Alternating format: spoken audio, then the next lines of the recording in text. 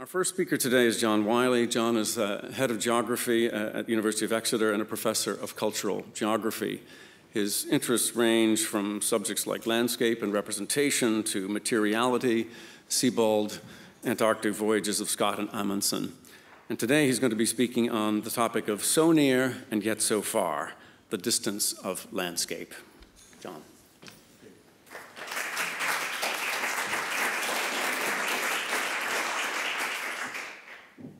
Thank you very much, and good morning.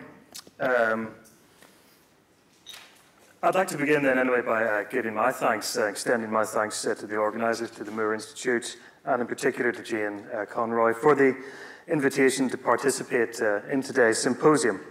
It's very much a privilege for me to be able to stand here today in this company and present some of my own work and my own ideas to you.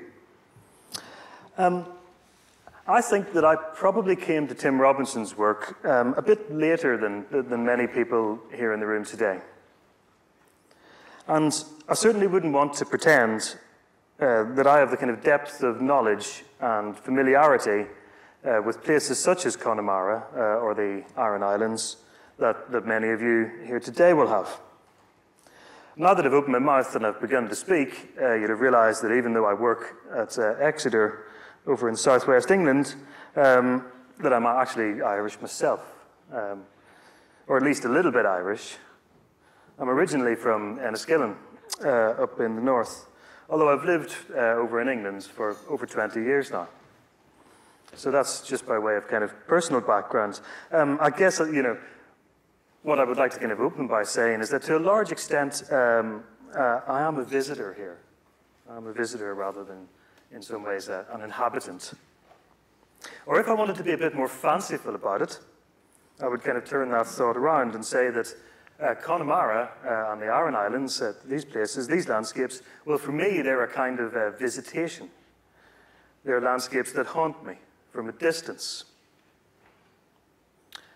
On reflection, I think it was probably a good thing for me personally that I was, as I said, a comparative latecomer to Tim Robinson's writing. This was back around about, I can't remember exactly, but I think it was around about 10 years ago, 2004, 2005. Now for me, that was a particular point in my own work where I was starting to have some doubts. I was starting to have some doubts about what I'd kind of previously worked on, and about the ideas and arguments I'd previously explored, particularly in my PhD research. Now, back then, at that point, I was an out-and-out phenomenologist. I was committed to the idea that our existence, our human existence, is something that is indivisible from the environments that we inhabit. I think that if I had encountered Tim Robinson's work sort of at that point, I probably would have just absorbed it into that particular matrix of thinking.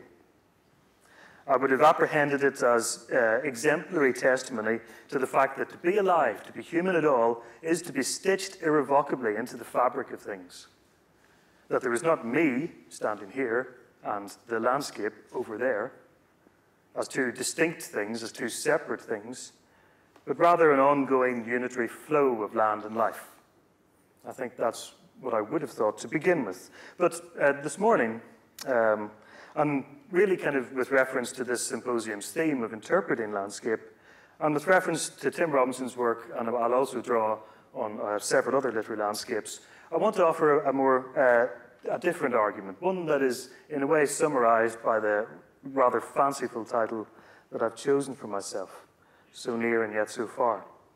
I am going to speak in quite general terms about landscape and about the way that that term in particular has been understood by writers and scholars from different disciplines. But I want to suggest that a certain sense of distance and a certain sense of apartness is actually integral to this term, this concept, landscape. We can think about landscape most broadly as a set of experiences, a set of expressions, a set of depictions, and a set of relationships through which we gain a sense of the relations between people and environments, between selves and worlds. So for me, landscape is a matter of words and pictures. It's also a matter of watching and moving. It's also a matter of humans and non-humans. It's also a matter of conversations and silences.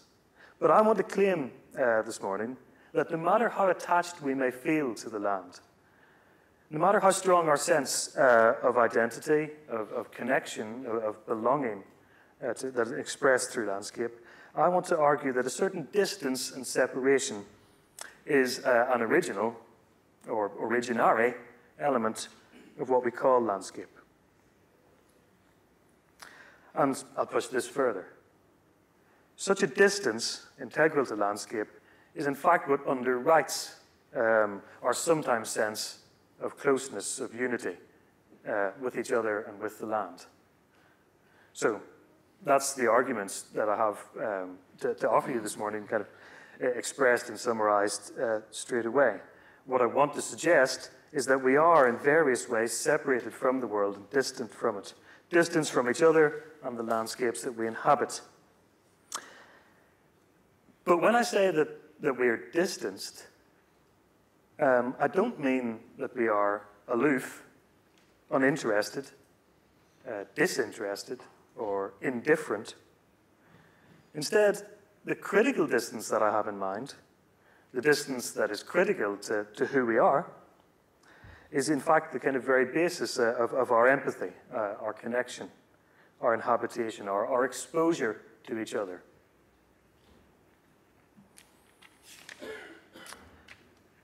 So that's my argument summarized. I have a slide that the talk is kind of structured into kind of 4 rough sections of variable length. I'm going to begin by talking quite generally about relationships between landscape and senses of distance, as these have been understood in the humanities and social sciences more widely. I've got something of a kind of interlude or stepping stone through the work of the German philosopher Martin Heidegger. I want to say something particular about his understanding of how the near and the far interrelate with each other. And then really the sort of core and culmination of the paper, I want to offer you kind of 3 different takes, 3 different ways of thinking about what I'm calling the so near and yet so far. And by this I want to indicate a kind of particular effective mode of distance that I think is a hallmark of our relations with landscape. And depending on my timing, my conclusion might be kind of quite brief, I feel. But yes, it probably will be quite brief. So I'm going to start by talking about landscape and different senses of distance. Now, many of you here today will think, well, what's new here? What's kind of what's distinctive about this argument? Because in many ways there is nothing new about trying to link together this term landscape and the word distance. I'm sure that many of you have thought that while I've been speaking so far, because we can argue that a certain evocation of the distant and the remote is actually sort of foundational to landscape. For example, landscape as a particular literary or poetic mode. If we think about, and this is not my specialist field, but if we think about modes such as elegy, the nostalgic, if we think about the entire genre of the pastoral, the Arcadian, the bucolic, then a certain wistful atmospherics of distancing is kind of almost a dominant tone of landscape in any number of different Western literary traditions, up until the present day. And of course, that is also true of landscape in the visual arts. Claude Lorraine, all the way back in the mid-17th century. I always feel quite reluctant when I speak to put up an image by Claude Lorraine. It always seems like such a hostage to fortune, because it always tends to communicate, well, in some ways, quite a hackneyed, but yet also really quite incredibly influential sense of what we mean by the term landscape. It's difficult to deny the kind of profound sense in which, I think of Claude's work as a kind of architecture, a certain way of kind of framing and structuring space. There is a profound sense in which this type of visual architecture, as it's laid a claim upon our capacity collectively to think about landscape, to think about what that word might mean. So we can easily make the argument that landscape is from the very start about constructing a sense of distance. As you can see classically in any number of different images by Claude and subsequently over the centuries of landscape art, which follow all the way up until Constable, for example, in the mid-19th century. We see the foreground, the middle distance, the distant horizon. We see a particular architecture of space. And we also sense a corresponding set of kind of moods and emotions, a quite measured aesthetics of loss, it seems to me. Now, in these kind of images by Lorraine and by many others, it is kind of quite sort of formulaic. There's a certain way that you have the trees on either side that creates the opening for the space that one looks into in the middle distance. So there's almost a kind of very formulaic rendition of distance at work here. What we also see is what's usually called sort of aerial perspective. The fact that things in the distance are characterized by a softening and a haziness. So you can quite easily come away from an image such as this and think, well, it's about the kind of simply about the evocation of a certain mood through tone. But we also need to remember, of course, that sort of undergirding this type of imagery is something like this. A linear perspective, and this is picked off the internet, classical look of kind of one-point linear perspective. This particular way of understanding spatiality finds its way into any number of cameras, a particular way of kind of framing and capturing the world that is all around us, almost in a way unbeknownst to us. Like a kind of geometrical net that's been cast out over reality to kind of capture it in some way. And once landscape is understood as a sort of framework of this kind, I'm conscious that you're all looking up above at the screen above me. Once landscape is understood as a framework for making land knowable, measurable, calculable, then of course a series of kind of critical judgments about landscape become much sharper. So for example, Dennis Cosgrove was a well-known cultural and historical geographer, very influential theorist of landscape for geography, writes about the landscape that in a landscape image, in a perspectival image, visually space is rendered the property of the individual detached observer. And the space in which I stand, in which we stand and sit right now, is a space of this kind. A particular arrangement that equates seeing with knowing, and that places us in a detached and distanced relationship with the world.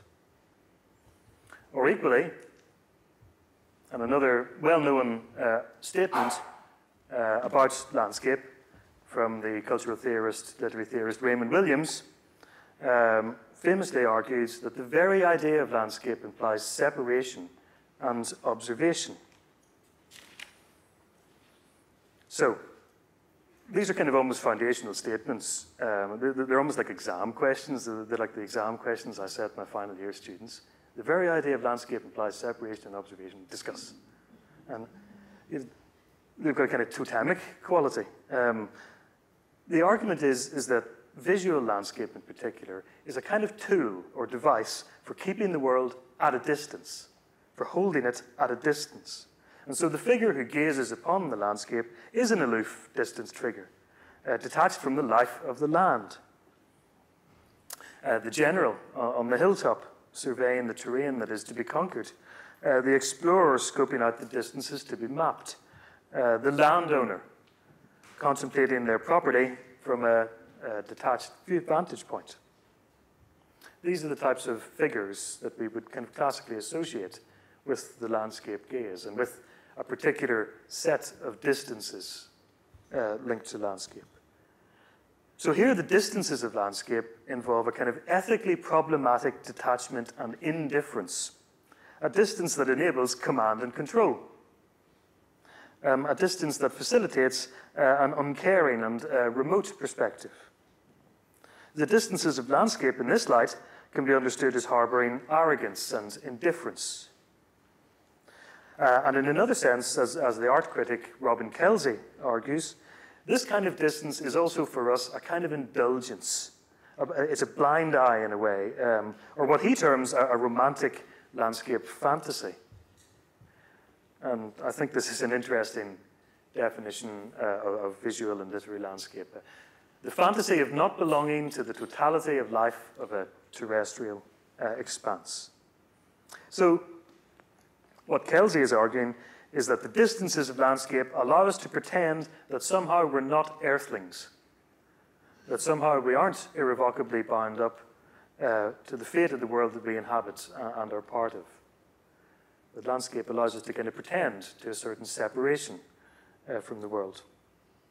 So in sum, almost the kind of standard narrative about distance is that it's got sort of baleful ethical and ecological consequences. We become distant from each other, aloof, detached, removed from the land in its own right. Landscape becomes property. Landscape becomes quantity, just an amount of stuff. Landscape becomes target.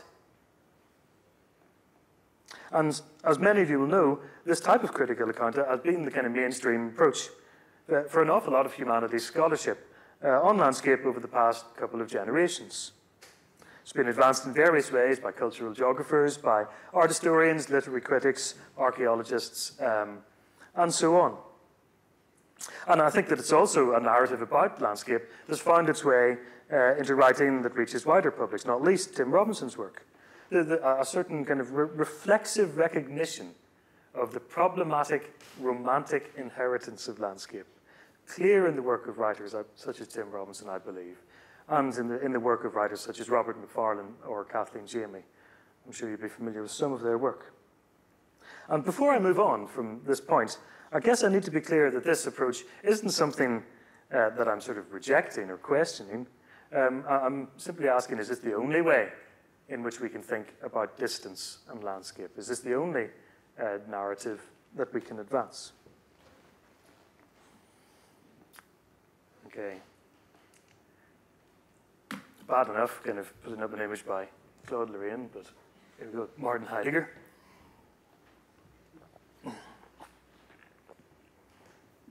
This is a stepping stone for me into the kind of conclusions that I want to come to.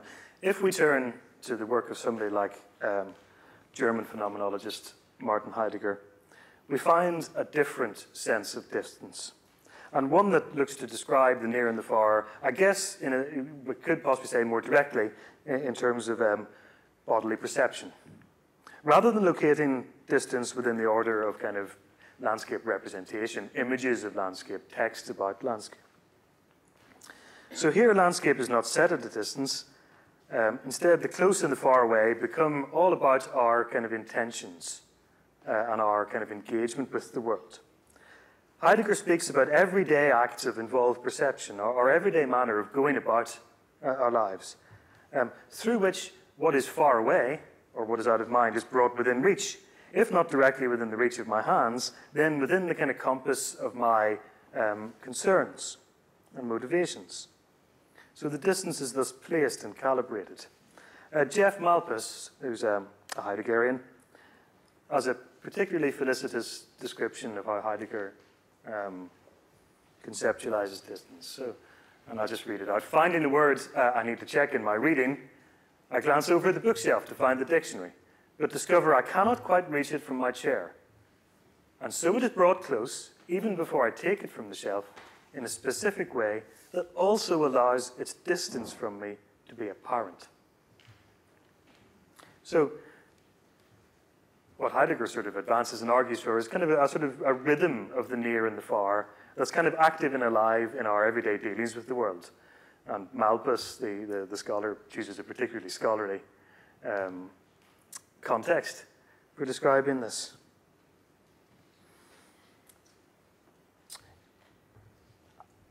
This idea becomes more pronounced in Heidegger's later work on human dwelling in the world. As Paul Harrison notes, for Heidegger, landscape is conceived primarily not in terms of property, but almost in terms of propriety, in terms of a kind of a correct and authentic way of settling things. Heidegger invokes a landscape where everything is in its right place, measured and settled. Here I stand at the kind of door of my hut, and over there in the distance, the mountain. Heidegger's often accused of a sort of romantic localism. I think the truth is a touch more subtle. What Heidegger is arguing is that distance or remoteness isn't sort of alien or threatening. What is really threatening for Heidegger is the kind of advent of a disordered space, one that's without measure, one that has got neither nearness nor farness. The classic example for Heidegger is the advent of new communications technologies that warp space and time in all manner of ways, in a baleful way, perhaps for Heidegger. So different types of communication technology involve abolishing both the near and the far, abolishing what is for him a good order of things. For Heidegger, therefore, the distance of landscape isn't a sort of quantifiable element. It's not a quantity. It's not the chair over there is so many meters away from me. The distance of landscape is not a kind of grid-like quality. Rather, it's kind of an interplay of the close and the far. A proper distance is identified, set against an improper, kind of disorientating measurelessness that we can associate with globalization, etc., etc. To put this kind of figuratively, instead of being a kind of a shaft of light that kind of extends outwards to a far horizon, landscape instead is thought of as a kind of gathering, as a sort of encirclement, a drawing together, or even like I think of it like sort of a dinner table carefully laid out. So in the end, for Heidegger, really I would argue it's all about how the far away can be brought near in various ways. So landscape as an encirclement, a kind of gathering close. And I would concur with Malthus's conclusion that ultimately this is about bringing everything up close. This is kind of a return to the nearness of being in a rather solemn formulation. So, after all of that, we come to my set of propositions for you today. Can we advance a different account of distance that doesn't assume it to be some kind of malevolent imaginative construct, or assuming that distance is completely relational, that it's always at the mercy of being collapsed, of being brought near? We need to address the near and the far, I would argue, if we want to understand landscape. Neither an account of landscape as a kind of representational act of distancing, nor a phenomenological approach to spatial perception appear for me to address the interplay of the near and the far that I think actually does characterize our experience of landscape. And I'm going to indicate in the time that remains 3 possible instances of this conjoined nearness and farness.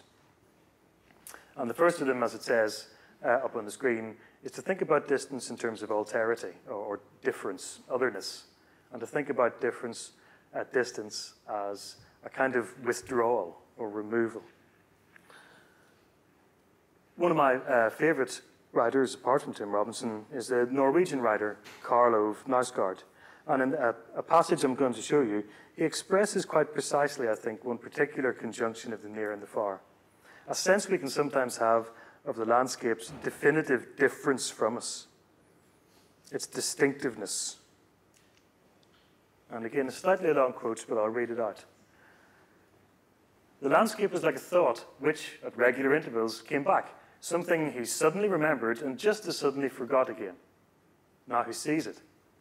But just as the landscape reveals itself to him, it is as if it also recedes, as if, in one and the same operation, it draws closer and draws away. For just as he sees everything, it all slowly turns its back on the intimacy with which he endows it, and suddenly seems alien and terrifying. Now, I'd like to imagine that what we have described here is an experience that maybe we can all identify with. A sometimes sense of the kind of strangeness of the world, in which the world right before your eyes simultaneously kind of looms, but also recedes. A sense of kind of the infinite indifference of the world. The other key point to note about this extract is its kind of context. The book from which it's taken a time to every purpose under heaven, is in part a kind of slightly Baroque retelling of several episodes from the Old Testament, transposed to rural Scandinavia. In this particular episode, where we find ourselves, the protagonist, the he that we are hearing about here, is Cain, as in Cain and Abel, the sons of Adam and Eve. And of course, that casts an interesting sort of interpretative shadow over this scene. Because Cain is standing, therefore, in a fallen landscape, one that's fundamentally marked by kind of expulsion from Eden. And indeed, in Knausgaard's rendition, Eden is somewhere that is just over the hills in the next valley, a kind of light in the distance. So here we have a kind of classic idea of kind of the world as a kind of fallen space. And I think in one way the experience that is being described here already has a name that we can put to it. It's the uncanny, or the unhomely. Landscape is the unheimlich, the uncanny, something that's strange, familiar, yet strange. The moment at which kind of feeling at home is suddenly kind of unsettled. I think that's one way of thinking about the near and the far. If anyone who might feel this way, then it probably is Cain, who, after all, inherits a landscape that is characterized to its core by a sense of loss and distance. And we can push this a bit further. Jean-Luc Nancy, French cultural theorist, argues that the landscape is, right from the start, something uncanny. It's marked by that sense from the start. Because landscape names a godless world, a world that's devoid of some animating divine presence. In other words, a sense of withdrawal and absence is integral to landscape, a picture of the world following the retreat and the disappearance of the gods, leaving humans and the non-human world in some sort of estranged confrontation. So this is Nancy's definition. The landscape is the space of strangeness or estrangement, and of the disappearance of the gods. That's my first rendition of the near yet far, sense of landscape's distance. Landscape is something almost alien. Even though for most of the time, maybe we feel quite at home. From time to time, we catch a glimpse that somehow reminds us that we can never feel totally at home in this world. One sense of the near and the far. Second one. That's the first there that's speaking about the uncanny is slightly abstract, I guess, but second of my renditions of the near and yet so far I've called the just over there, the just out of sight. And I'm going to draw, for this particular idea, I'm going to draw upon one episode from A Little Gaelic Kingdom, from the early chapter, Crossing the Bog. In this particular episode, we find Tim Robinson in a conifer plantation in South Connemara, remarking upon a particular stone or rock that was once a notable landmark in the open emptiness of the bog landscape, but is now hidden away in a forest, in a plantation. Picture of the front cover of the book. And the argument that Tim Robinson makes here is that this rock is the embodiment of distance. We don't get to see it or reach it. It is the embodiment of distance. And he speculates about the possibility of a wider argument, a wider treatise or thesis regarding a phenomenology of far-off things for which this rock might serve as an exemplary illustration. And I'd like to offer two, hopefully, side-by-side complementary observations regarding this idea. The first is that when we talk about distance, the near and the far, the so near yet so far, then of course this is about time as well as about space. In other words, this particular rock being spoke of could be understood as symbolizing the fact that we are sundered from the past. That history is as much a silencing and a forgetting as it is the accretion of layers of memory. That the landscape is, yes, a rich record and a treasure trove for us, but it's also something that's always in some ways mute. Sometimes it hides away. Sometimes it remains silent, however so much we might wish it to speak. The most colloquial sense of the so near and yet so far is, of course, about near misses, Every time I think about like a shot that grazes the crossbar. In other words, the so near and yet so far is about something that might have been, but that didn't happen. It's a dividing line. Something that could have happened, but definitively did not. A possible future that's foreclosed. Perhaps this rock in a little Gaelic kingdom carries something of this sense of distance, a sort of quantum sense, an alternative universe sense, a sense of how things could have been otherwise, how the stories of the landscape might have worked out differently. Or perhaps the rock could be taken as emblematic of another sense of distance, what I'm calling the just over there. Distance is often defined either in terms of something that is visible but out of reach, or as something that is over the horizons, over the hills and far away, something that's invisible. But here we seem to have something that kind of flickers in between visibility and invisibility. It seems to be within our grasp, and yet it eludes us. This is kind of the tantalizing distance of the Holy Grail. The other venue in which I've most recently found this sense clarified is in the recently translated text, The Arrière Pays, by French writer Yves, my pronunciation of this is terrible, Yves Bonnefoy. It's an unusual text, this book. It's part memoir, part travelogue, part essay. This phrase, I'm told that if you were to translate it into English most directly, would come out as something like back country or hinterland, perhaps. But the author, Bonnefoy, invests it with a kind of larger existential significance.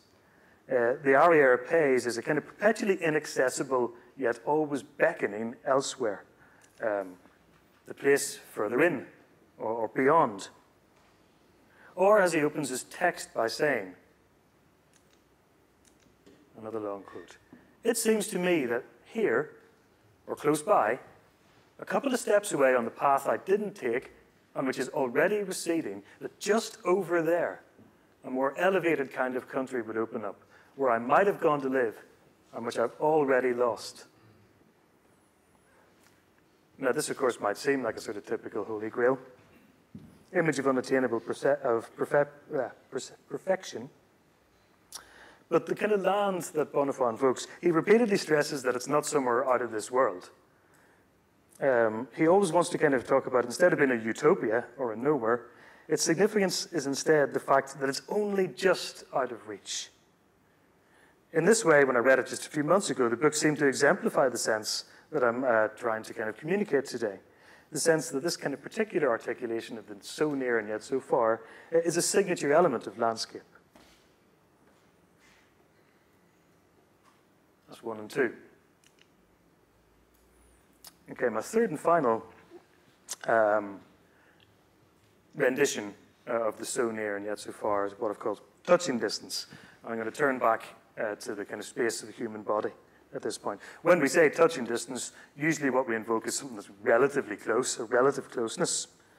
The phrase could also be read as contradictory. Two seemingly mutually exclusive things, touch and distance.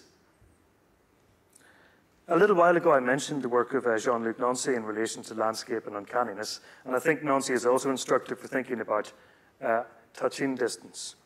He is a philosopher of the body, and in Corpus, the promisingly titled opus of his, he's at pains to stress that touch, the sense that we would most commonly associate with the intimate and the close, the proximate, is also a matter of separation and distance. When, with my body, and classically using my hands, when I touch something, if I touch this lectern, then yes, there is contact. I come into contact with it. But in this very same motion, there is also separation. I'm separated, I'm bracketed off in some ways. I suddenly realize my own distinctiveness. I can feel myself. So contact and separation seem to happen both at the same time. I'm displaced and distanced in the very gesture of the touch itself. Touch is a simultaneous separation in contact. Or as Nancy expresses it, contact itself is already of the order of the near/distance, of the deviation that remains at the heart of the near. Another so near and yet so far. One of the best known and most celebrated passages, I think, in Tim Robinson's writing is that concerning the good step, which makes its initial appearance in Stones of Iron Pilgrimage. And as I reach towards my kind of end points here, I'm going to present it to you again today. And I hope I'm not going too far in elucidating a kind of an affinity between the good step and this particular sense of distance and apartness that I'm looking to advance. So again, many people will be familiar. A long quote from Stones of Iron Pilgrimage. I was on a summer's beach one blinding day watching the waves unmaking each other when I became aware of a wave or a recurrent sequence of waves with a denser identity and a more purposeful momentum than the rest.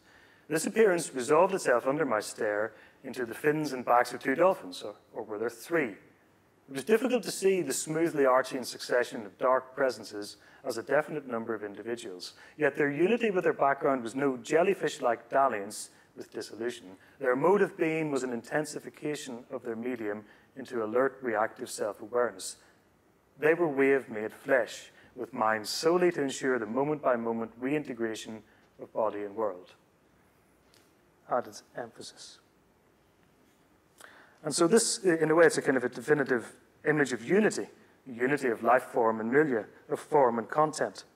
And it leads on to the articulation of the good step in human terms.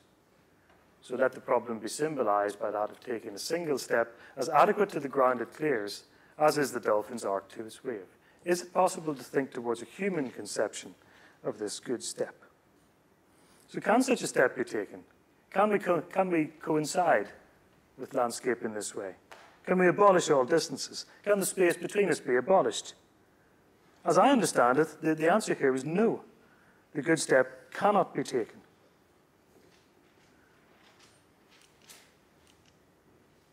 Towards the end, then, of Stones of Iron Pilgrimage, and of course there's much that could be said here, and that this is my particular reading, we find that the notion of a momentary congruence between the culture one bears and the ground that bears one has shattered against reality into uncountable fragments. The good step is an image of unity and unification, of kind of an ultimate nearness that is impossible. It unravels from within the communion of life and land it purportedly expresses. It's a displacement. The good step, which begins as an idea of the quintessence of human dwelling in the world, in actuality displaces dwelling, sets things apart, makes the relation between self and landscape something incorrigibly distant and deferred. So I would argue then that distances, even touching distances with our hands and feet, these are the kind of incessant force and life of what we call landscape. Something spatial, something temporal, something that's never quite itself. And I will move to my conclusion. I said at the start that this talk might be kind of quite speculative. And I think that in its current form, perhaps it is. I hope that I've been able to kind of say something constructive towards the theme of this particular symposium around questions of landscape and interpreting landscape. And I hope, too, that I've offered an engagement with Tim Robinson's body of work that does its richness and justice. It's not a body of work that can be easily thematized or classified down. But by way of conclusion, the account of landscape, the phenomenology of landscape that I have in mind is one that's kind of quite decisively marked by recognition of unhomeliness as a critical condition. I want to look to the phenomena of a dislocated world.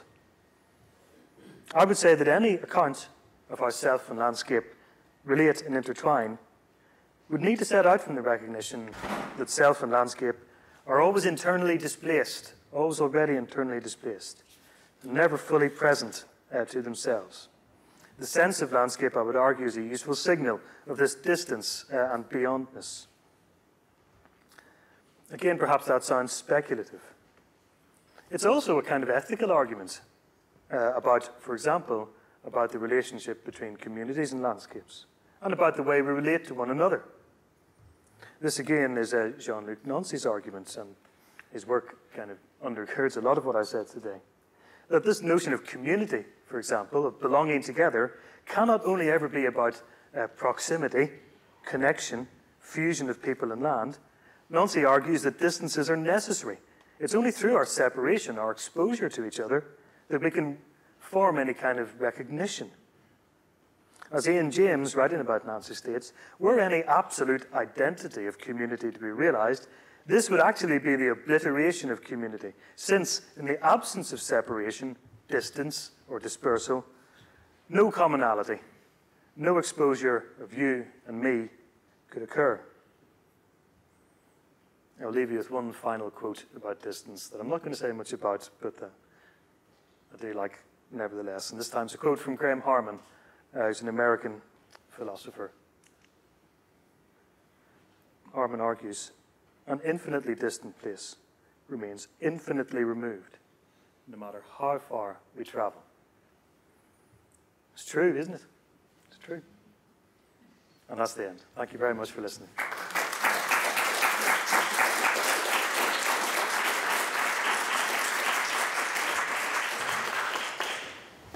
Thank you very much. Thank you very much, John. We have an opportunity for 2 or 3 minutes for questions before we move on to the next speaker. So I wanted to open things up a little bit and to thank you for inviting us to think so richly about landscape as something not given but interpreted, as something experienced with all the dislocations that go with that. So comments or thoughts or questions that people might have right from now?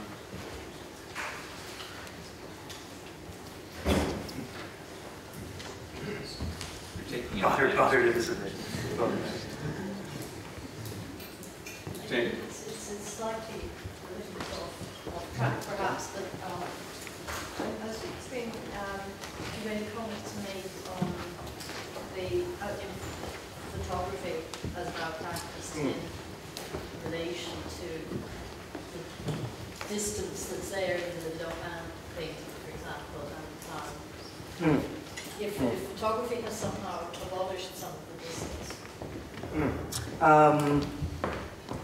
I can offer a couple of thoughts on that, but I wouldn't want to kind of go too far because I'm not an expert in photographic interpretation. I think from what I had to read so far that Nicolas Febre's work is in fact kind of quite, has a lot to say about these questions of distance and intimacy that I've been circling around. I think the kind of classic account of photography would be in terms of the kind of distance that it establishes between now and then. This is Roland Barthes' argument that the photograph establishes a definitive moment in the past to which we can never return. You know, that every photograph is a ghost photograph, that every photograph carries something of the dead in it, which is what Barthes argues, because it always kind of freezes a moment in time that cannot ever be returned to. But also makes it clear that the past really exists, that this definitively happened. So I think that photography in a way might sort of circle around that kind of particular sense of temporality as much as spatiality. That's only a partial answer. Yes, please. I was just going to address John. Claude Levi-Strauss, I remember reading him one time talking about this difficulty of interpreting landscape. Okay. And I've always, when I've read Tim's work, I've kind of tried to apply it, and he talks about the fact that it's sometimes impossible to interpret it. And he said it's sometimes only a fragment of landscape or a remark overheard that can help us interpret something that's otherwise barren of meaning. And I'm thinking from an Irish context, you know, I was talking to a friend of mine here in Galway last night and said, we're not good at talking about things, but sometimes it's only the wee subtle remark. You know, it's just a little thing that somebody said, well, you know, a lot of stuff happened here, and they leave it at that. I suppose I've often thought in Tim's work that, you know, it captures the remark. You know, what's your thoughts on that? I think that is kind of part of a kind of understanding of landscape. I guess much of what I've said has been kind of in a sort of visual and literary vein.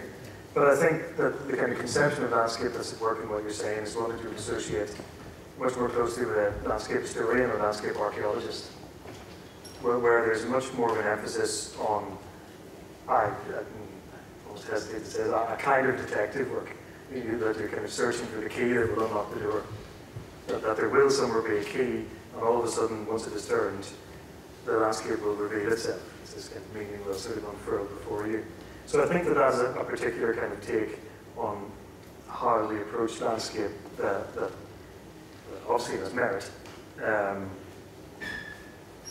kind of bound to say that I don't think that it validates the certain points that I might have argued, but it is kind of a particular approach that I think many people find productive, perhaps more productive than working through art and literature. Right, in the interest of time, we should move on. Thank you again to John. Thank you.